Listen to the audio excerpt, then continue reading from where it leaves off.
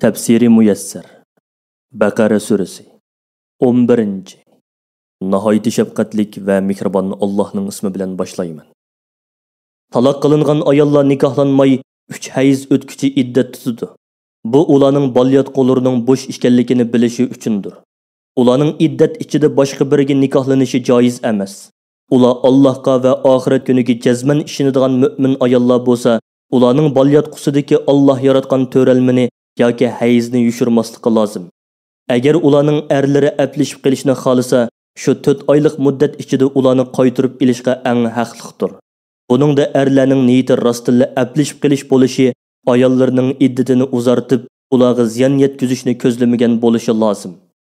Ayollari ustida erlarning haqlari bo'lganidek, erlari ustida ayollarining shariat belgilagan haqlari bor. Erlar oilasining mas'uliyatidan chiqish, ayolini o'z zimmasida tutish va ularni yaxshi turmushga ega qilish jihatda ayollardan bir daraja ortiqlikka ega. Alloh g'olibdir, qahr qiluvchi kuch-quvvatga egadir, har bir ishni o'ziga munosib ravishda belgilashda hikmat bilan ish qiluvchidir. Yenivilishga bo'ladigan taloq ayrim holda qilingan 2 qitimliq taloqdir.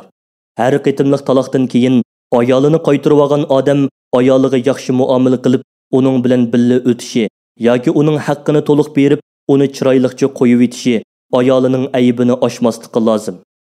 Ey erlar, ayollaringlarga mahri yoki to'yliq uchun bergan narsalaringlardan biror narsa qaytirib olish sizlarga halol bo'lmaydi.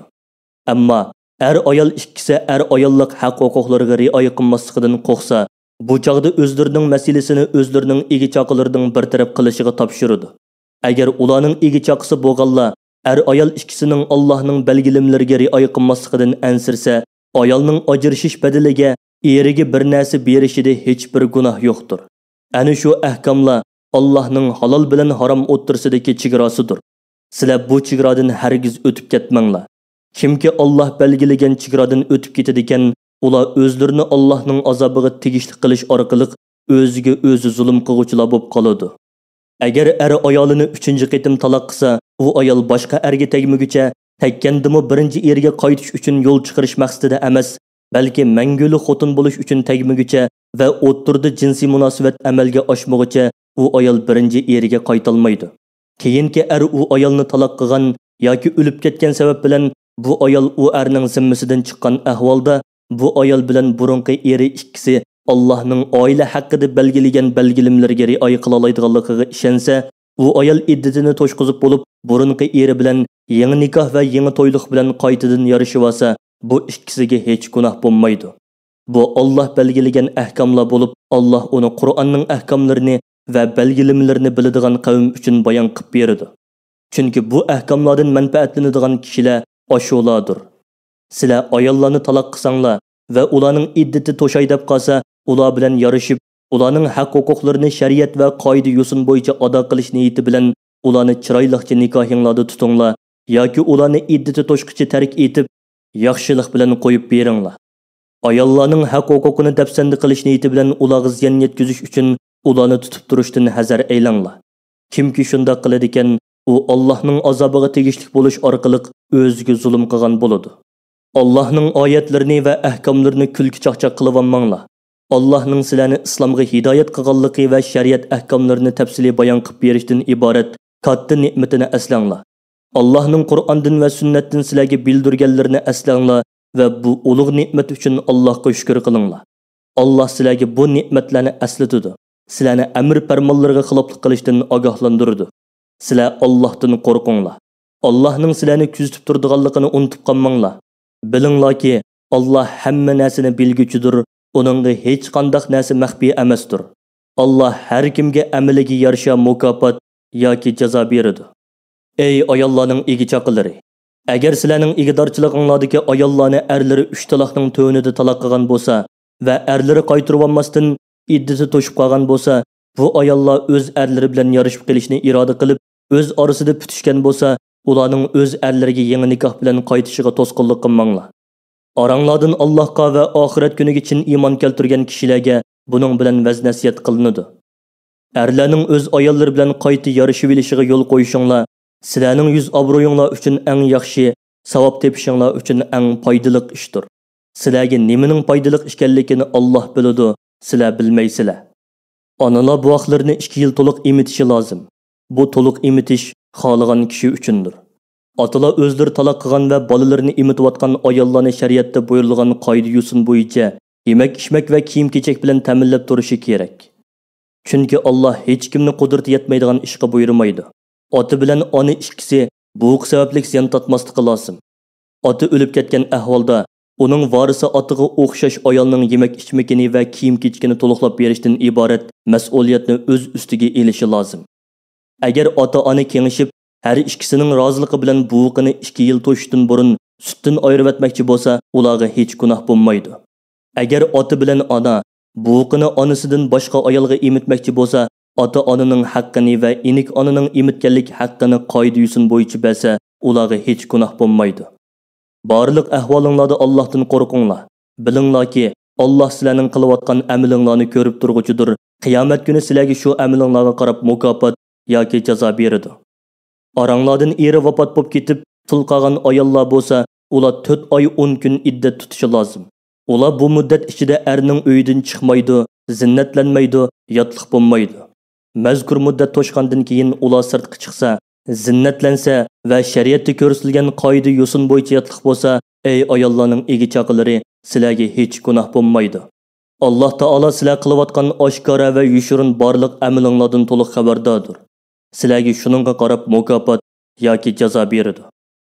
Ey erlar, eri o'lib ketgan yoki 3 taloq qilinib, texi iddati to'shmagan ayollarga o'ylanish talabini puritib o'tishda yoki iddati to'shqandan keyin o'ylanishni dilinglarda yushirishda sizlarga hech gunoh yo'q. Sizlarning insoniy ojizliginglar tufaylidan jim turolmaydiganliginglar, baribir ularga bu to'g'rida eg'iz ochadiganliginglar Allohga ma'lumdir. Shunga Alloh sizlar uchun ularga o'ylanish orzuyinglar borligini puritib qo'yishga yoki dilinglarda yushirishga ruxsat qildi. Lekin ular bilan zina qilishga yoki iddati to'shmasdan nikohlanishga yushirin va'dalashib qo'yishdan hazar aylanglar. Faqat ularga o'xshash biri bilan o'ylanish orzuyinglarning borligi ifodalanadigan so'zlarni qilsanglar bo'ladi. Ayolning iddati to'shmag'icha iddat ichida nikoh qilishni qaror qilmanglar. Bilinglarki, Alloh dilinglardagini bilib turadi. Allohdan qo'rqinglar. Shunimi bilinglarki, Alloh gunohiga tavba qilgan bandasiga nihoyat mag'firat qilguchidir. Gunohkor bandalarni jazolashga oldirib ketmaydigan zotdir. Ey erlar, sizlar ayollarga nikohlanib yaqinchilik qilishdan burun ularni taloq qilgan bo'lsanglar va mahrini texi tayinlamagan bo'lsanglar, ularni taloq qilsanglar, sizlarga hech gunoh bo'lmaydi. Ularga histoshlik qilish, taloqdan keyingi yolg'izligiga tasalli berish va o'shmanlikning oldini olish uchun ularni pul moldan bahramon qilinglar. Bahramon qilish taloq qiluvchining iqtisodiy ahvoliga qarab bo'ladi. Boy o'zining boyligiga yarasha, kambag'almi o'zining holiga tushliq qoida bo'yicha bahramon qilsin. Bu taloq qilingan ayollarga yaxshilik qiladigan, Allohga itoat qilish bilan o'ziga yaxshilik qiladigan odamlarning o'tashga tegishlik majburiyatidir.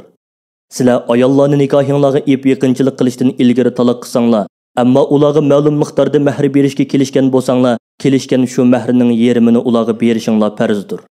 Ammo taloq qilingan ayollar o'zlariga tegishli bo'lgan mazkur yarm mahrini ilishdan voz kechsimi yoki taloq qilgan er kelishgan mahrining hammasini beribsimi bo'ladi.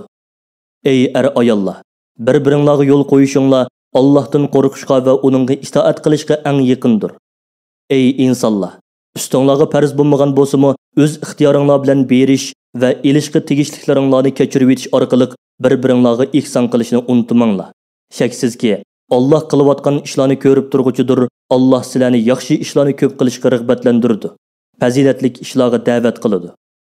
Ey musulmonlar, sizlarga farz qilingan 5 vaqt namozini barliq shartlariga, farzlariga, vojiblariga rioya qilgan holda o'z vaqtida o'qishga ahamiyat beringlar. Bo'libmi o'ttirdagi namoz, asr namoziga ahamiyat beringlar. Namozinglarda Allohdan aymangan holda itoatmanlik va kamtarlik bilan turinglar. Agar sizlar dushmaninglar tarafidan qo'rqinchli bo'lsanglar, namozni piyodami yoki uloq ustida ketib beribmi, qanday shaklda o'qishga kuchinglar yetsa, shundoq o'qisanglar bo'ladi. Hatto imo ishorat bilan o'qisanglarmi, qiblaga yuzlanishga imkoniyat bo'lmasa, xohlagan tarafga yuzlanib o'qisanglarmi bo'ladi. Qo'rqinch yo'q bo'lganda namozni aslidagi qoida bo'yicha o'zgartmay o'qinglar. Allohni ko'p yod etinglar. Allohning sizlarga ibodat qilishning qoida tartiblaridan va dininglarning ahkomlaridan bilmaganlaringlarni bildirganligiga shukr qilinglar.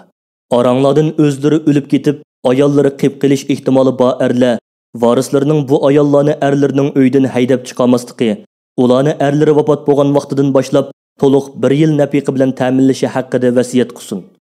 Bu ayolga tasalli berish vafot bo'lgan kishining yuz xotirasini qilish uchundir. Agar mazkur ayollar 1 yil to'yishdan burun erlarining uydan o'z ixtiyori bilan chiqib ketsa, ey varislar, buningda sizlarga hech gunoh bo'lmaydi. U ayollarning o'zlari haqida qilgan qoida usullik ishlarda ularga hech gunoh bo'lmaydi. Alloh g'olibdir, buyurgan va to'sqan ishlarining hammasida hikmat bilan ish qiluvchidir. Taloq qilingan ayollarning shariatda ko'rsatilgan qoida bo'yicha nafiqasini berish kerak. Bu Allohdan qo'rqadigan va uningga itoat qiladigan taqvodor kishilarning o'tashga tegishli majburiyatidir.